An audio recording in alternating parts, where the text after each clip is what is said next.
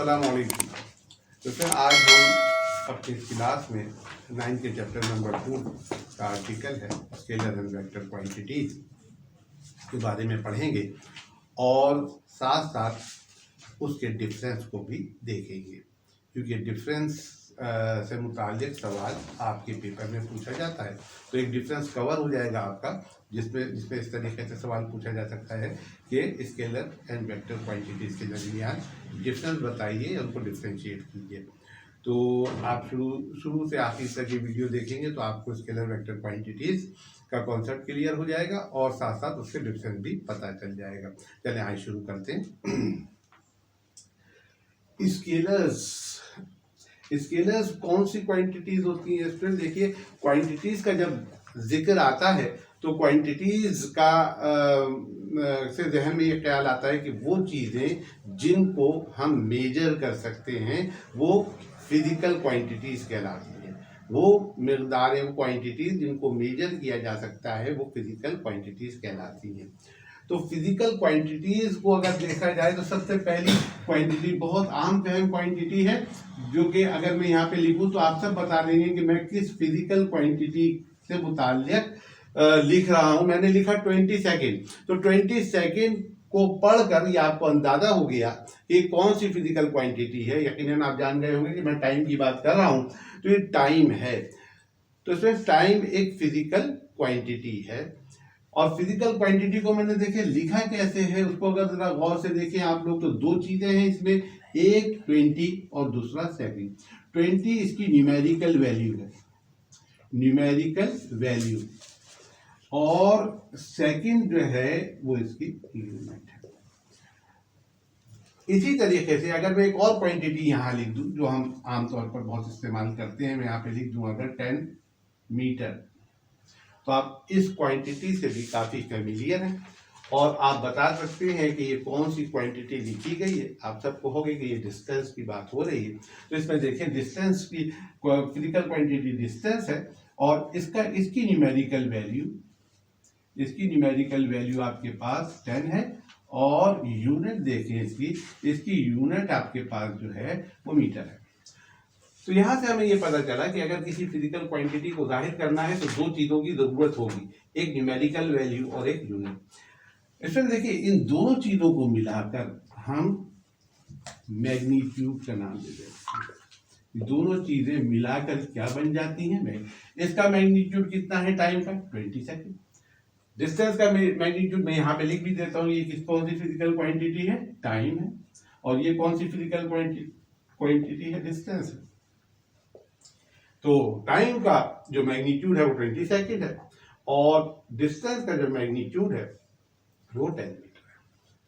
तो physical quantities अगर मैं आपके सामने गिनवाना चाहूँ तो बहुत सारी फिजिकल क्वांटिटीज हैं, जैसे time, distance, mass, density, speed, acceleration, torque, momentum, ये सारी क्वांटिटीज जो हैं ये फिजिकल क्वांटिटीज हैं। और इन सब की इसी तरीके से इन सब की मैग्नीट्यूड होंगी, यानी मैग्नीट्यूड में दो चीजें होंगी, न्यूमेरिकल वैल्यू और यूनिट। तो फिजिकल क्वांटिटीज वो क्वांटिटीज होती हैं जिनका मैग्नीट्यूड होता है, जो नापी जा सकती है। अच्छा, अब हम आते हैं स्केलर्स के ऊपर। तो फिजिकल क्वांटिटीज जो है, all measurable quantities are physical quantities. इनकी दो ब्रांचेस बनाई गई, एक को कहा गया स्केलर्स और दूसरे को कहा गया वेक्टर्स।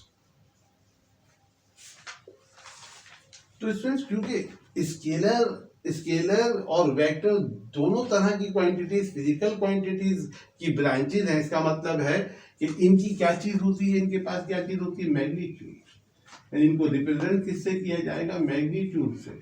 लाजमी है कि इनके पास मैग्नीट्यूड हो, लेकिन अब इनको ब्रांचेस में क्यों डिवाइड किया गया? इनको ब्रांचेस में डिवाइड किया गया एक क्राइटेरिया की बुनियाद पर, और वो क्राइटेरिया क्या है? डायरेक्शन है। वो क्राइटेरिया क्या है? डायरेक्शन है। यानी स्केलर्स के पास भी मैग्नीट्यूड होगा, स्केलर के पास भी मैग्नीट्यूड तो होगा क्योंकि ये फिजिकल क्वांटिटी और सारी फिजिकल क्वांटिटीज मैग्नीट्यूड रखती हैं, और वेक्टर्स के पास भी मैग्नीट्यूड होगा। इनके पास भी क्या होगा, मैग्नीट्यूड मौजूद होगा। अच्छा, अब स्केलर फिर इनको क्यों कहा गया, वेक्टर इनको क्यों कहा गया, इनके पास मैग्नीट्यूड होता है लेकिन डायरेक्शन नहीं होती। इन क्वांटिटीज के पास यानी वेक्टर्स के पास मैग्नीट्यूड होता है और प्लस डायरेक्शन भी होती है। तो यहां से हमें पता चल गया कि स्केलर्स कौन सी क्वांटिटीज हैं और वेक्टर्स कौन सी क्वांटिटीज हैं। वो क्वांटिटीज जिनको वादे करने के लिए, जिनको एक्सप्लेन करने के लिए, जिनको समझने के लिए सिर्फ मैग्नीट्यूड की जरूरत हो, डायरेक्शन की जरूरत ना हो, वो क्वांटिटीज स्केलर क्वांटिटीज कहलाती हैं। वो क्वांटिटीज जिनको समझने के लिए, जिनको एक्सप्लेन करने के लिए मैग्नीट्यूड के साथ साथ डायरेक्शन की भी जरूरत हो, वो क्वांटिटीज वेक्टर क्वांटिटीज कहलाती हैं। तो देखें आगे स्केलर क्वांटिटीज कौन कौन सी हैं, वेक्टर क्वांटिटीज कौन कौन सी हैं। तो हम यहाँ पर बात अगर करें वेक्टर्स की, पहले बात कर लें तो वेक्टर्स में डिस्प्लेसमेंट जो है वो पहली वेक्टर क्वांटिटी आ जाएगी, डिस्प्लेसमेंट के बाद वेलोसिटी दूसरी फिजिकल क्वांटिटी आ गई आपके पास, फोर्स तीसरी फिजिकल क्वांटिटी आ गई, एक्सेलरेशन चौथी फिजिकल क्वांटिटी आ गई आपके पास, मोमेंटम भी एक फिजिकल क्वांटिटी है, टॉर्क भी एक फिजिकल क्वांटिटी है, वेट भी एक फिजिकल क्वांटिटी है, इलेक्ट्रिक इंटेंसिटी भी एक फिजिकल क्वांटिटी है। तो स्टूडेंट देखिए ये फिजिकल क्वांटिटीज वेक्टर क्वांटिटीज कहलाती हैं। अगर मैं काउंटिंग करूं तो आप देखिए मैंने तकरीबन कितनी फिजिकल वेक्टर क्वांटिटीज की एग्जाम्पल लिख दी हैं आपके सामने, तकरीबन 7 है। और 8वीं आप इसमें इंक्लूड कर सकते हैं इलेक्ट्रिक इंटेंसिटी, तो 8 हो जाएंगी। स्केलर्स पे आइए, वेक्टर क्वांटिटीज हमारे पास कम है, स्केलर क्वांटिटीज हमारे पास बहुत है। यदि आपके पास scalar quantity, distance scalar quantity है, स्पीड स्केलर क्वांटिटी है, एरिया स्केलर क्वांटिटी है, वॉल्यूम स्केलर क्वांटिटी है, आपके पास वर्क स्केलर क्वांटिटी है, पावर स्केलर क्वांटिटी है, टेम्परेचर स्केलर क्वांटिटी है, हीट स्केलर क्वांटिटी है। ये आपके पास और आगे इसमें और भी बहुत सारी क्वांटिटीज है, लेकिन इतने एग्जाम्पल्स के लिए काफ़ी है कि ये सारी क्वांटिटीज जो हैं ये स्केलर्स हैं। किस वजह से स्केलर्स हैं कि इनका सिर्फ मैग्नीट्यूड होगा, डायरेक्शन नहीं। डायरेक्शन इन क्वांटिटीज के साथ कोई मायने नहीं रखेगी, कोई कॉन्सेप्ट नहीं देगी, ऐसा लगेगा कि बेमायने बात की जा रही है। जबकि वेक्टर क्वांटिटीज वो क्वांटिटीज हैं जिनका मैग्नीट्यूड भी होगा और मैग्नीट्यूड बताने के बावजूद बात वाले नहीं होगी, हमें इस मैग्नीट्यूड के साथ साथ क्या बताना पड़ेगी, डायरेक्शन भी बताना पड़ेगी। तो ये डेफिनेशन हो गई स्केलर क्वांटिटीज की। क्या हुई डेफिनेशन, वो क्वांटिटीज जिनको बयान करने के लिए, जिनको एक्सप्लेन करने के लिए सिर्फ मैग्नीट्यूड की ज़रूरत हो, वो क्वांटिटीज स्केलर क्वांटिटीज कहलाती हैं। वो क्वांटिटीज जिनको बयान करने के लिए मैग्नीट्यूड के साथ साथ डायरेक्शन की भी ज़रूरत हो, वो क्वांटिटीज वेक्टर क्वांटिटीज कहलाती हैं। एग्जाम्पल की बात की जाए तो ये एग्जाम्पल्स हैं आपके पास वेक्टर क्वांटिटीज की, displacement, velocity, force, acceleration, momentum, torque, weight etcetera. ये एग्जाम्पल्स हैं स्केलर क्वांटिटीज की, distance, speed, area, volume, work, power, temperature, heat etcetera.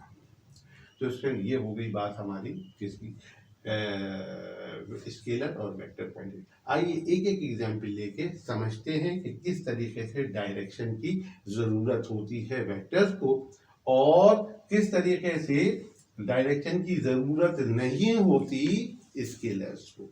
तो देखिए अगर मैं एक वेक्टर क्वांटिटी ले लूँ,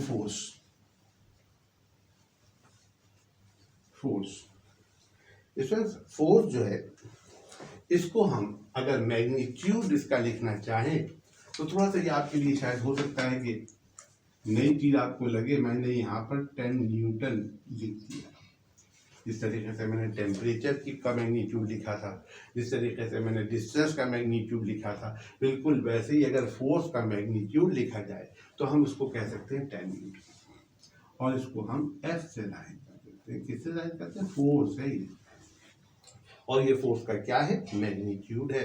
अच्छा, अब अगर मैं किसी से ये बोलूं कि एक मेरे पास एक ऐसा हैमर है जो मेजर्ड फोर्स अप्लाई कर सकता है, तो मैं अगर कहूं कि एक कील को इस कमरे की किसी दीवार में ठोक दो 10 न्यूटन की कुव्वत से, और उसके हाथ में कील और वो हैमर दे दूं, तो वो ये काम करने से हिचकिचाएगा नहीं, करेगा। मैं उससे पूछूंगा, भाई क्यों नहीं कर रहे? मैंने तुम्हें एक टास्क दिया है कि 10 न्यूटन की फोर्स से दीवार को कील को किसी दीवार में ठोक दो। तो कह रहा है कि सर इस कमरे में 4 दीवारें हैं, मैं किस दीवार में कील को ठोकूं? अब वो जो ये मुझसे सवाल कर रहा है वो इस वजह से कर रहा है कि फोर्स का मैग्नीट्यूड बता देने के बावजूद बात वादे नहीं हुई। उसने मुझसे जो सवाल किया वो किस बारे में किया? डायरेक्शन के बारे में, कि इस कील को किस दीवार में ठोकूं। इसका मतलब है डायरेक्शन क्या है, डायरेक्शन भी बताइए कि 10 न्यूटन की फोर्स से कील को किस दीवार में ठोकूं। तो मैं उसको फिर एक दीवार का बताता हूँ कि इस दीवार में 10 न्यूटन की फोर्स से उस कील को ठोक दो, तो वो उस कील को 10 न्यूटन की फोर्स से ठोक देता है। तो गोया साबित ये हुआ कि फोर्स एक ऐसी क्वांटिटी है जो वादे नहीं होती सिर्फ मैग्नीट्यूड से, बल्कि उसके साथ उसकी डायरेक्शन भी बताना पड़ती है। तो देखा आपने कि फोर्स एक ऐसी क्वांटिटी हो गई जिसको बयान करने के लिए मैग्नीट्यूड चाहिए। 10 न्यूटन क्या था उसका? मैग्नीट्यूड, प्लस आपको क्या बताना पड़ी? उसकी डायरेक्शन। तो वो क्वांटिटीज जिनको बयान करने के लिए मैग्नीट्यूड के साथ साथ डायरेक्शन की जरूरत होती है, वो क्वांटिटीज क्या कहलाती हैं? वेक्टर क्वांटिटीज कहलाती हैं। अच्छा, अब स्केलर की एग्जाम्पल ले लेते हैं। हम अक्सर औकात दुकान पे जाते हैं, आटा दे दो या 5 किलो चीनी दे दो, तो जब हम ये उससे तलब करते हैं तो हम बेसिकली कौन सी फिजिकल क्वांटिटी उससे मांग रहे होते हैं? मास। हम उससे मास मांग रहे होते हैं। हमने कहा हमें 10 किलोग्राम शुगर दे दो। जब हम उससे कहते हैं हमें 10 किलोग्राम शुगर दे दो, तो वो क्या करता है? वो थैली उठाता है, उसमें शक्कर डालता है और तराजू में रख के उसको तोल के हमको दे देता है। सिर्फ 10 किलोग्राम बता देने से उसके बाद मुकम्मल तौर पर समझ में नहीं आ जाती, और वो हमसे और कोई सवाल नहीं करता, बल्कि हमारा जो हमने उससे डिमांड की होती है वो पूरी कर देता है।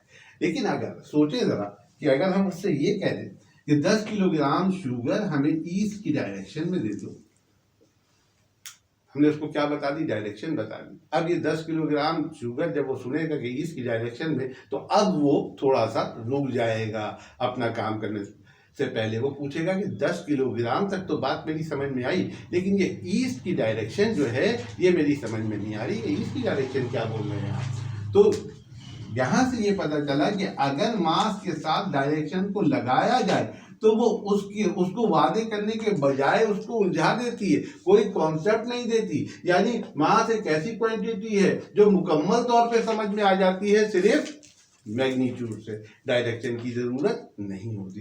तो स्केलर क्वांटिटीज वो क्वांटिटीज हो गई जिनको समझने के लिए सिर्फ मैग्नीट्यूड की जरूरत है, डायरेक्शन की जरूरत नहीं है। वेक्टर क्वांटिटीज वो क्वांटिटीज हैं जिनको समझने के लिए मैग्नीट्यूड के साथ साथ डायरेक्शन की भी जरूरत है। एग्जाम्पल कैसे याद करेंगे?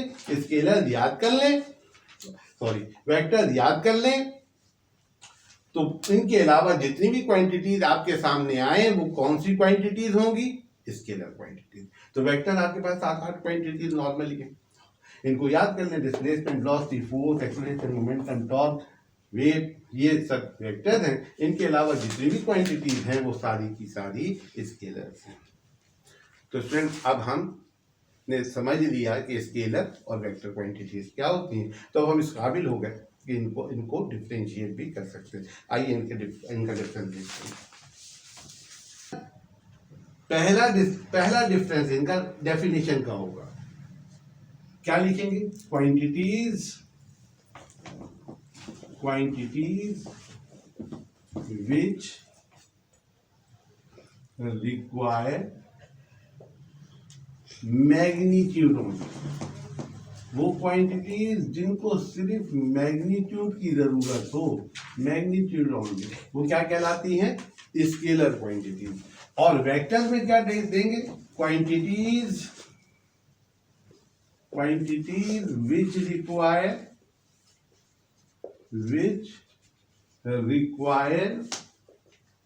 मैग्नीट्यूड एज वेल डायरेक्शन, वो क्वांटिटीज जिनको मैग्नीट्यूड तो चाहिए, उसके अलावा क्या चाहिए? डायरेक्शन चाहिए। दूसरा डिफरेंस क्या होगा? दूसरा डिफरेंस ये होगा कि दे आर रिप्रेजेंटेड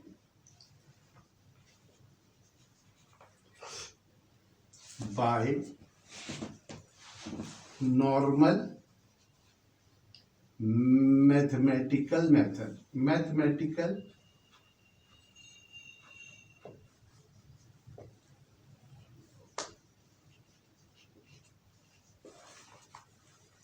और इसमें क्या लिखेंगे आप कि दे आर रिप्रेजेंटेड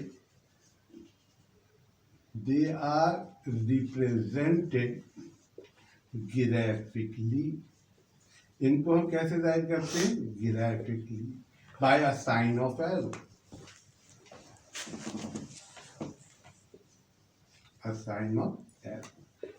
एरो के निशान से जाहिर। तीसरी बात आप क्या लिखेंगे कि their addition, subtraction, multiplication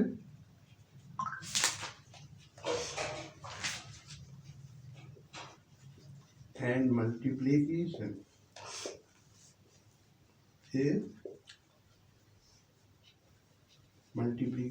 is according to simple mathematics. जैसे मैथमेटिक्स में जमा और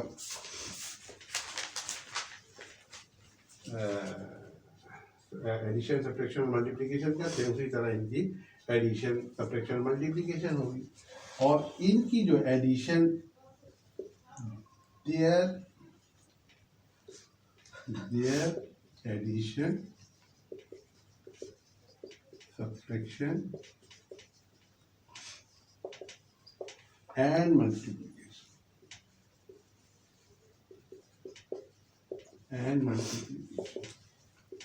is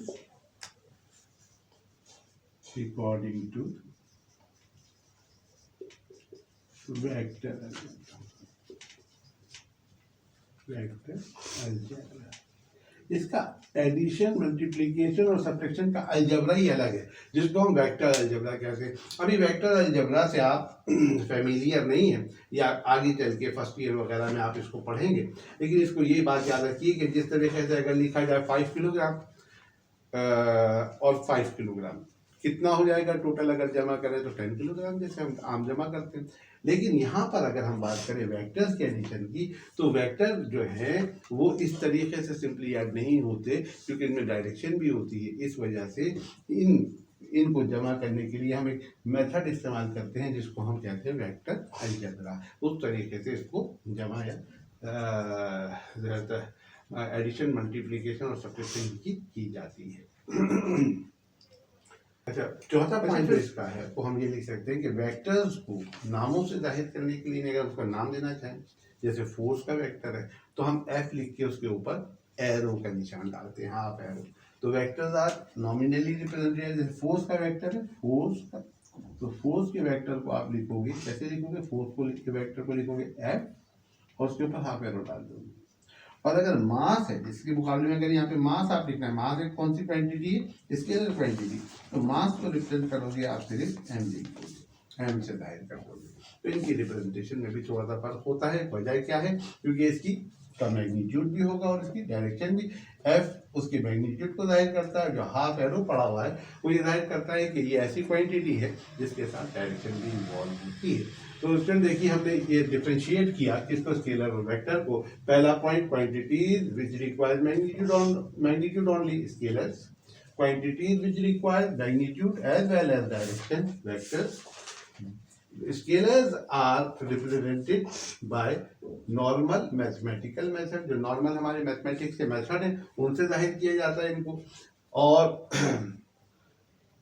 their addition, subtraction and multiplication is according to simple mathematics, simple mathematics के मुकाबले मुताबिक होती है।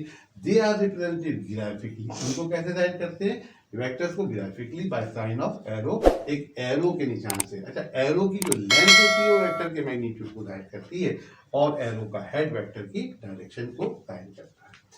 तीसरा point, their addition, subtraction and multiplication is according to vector algebra.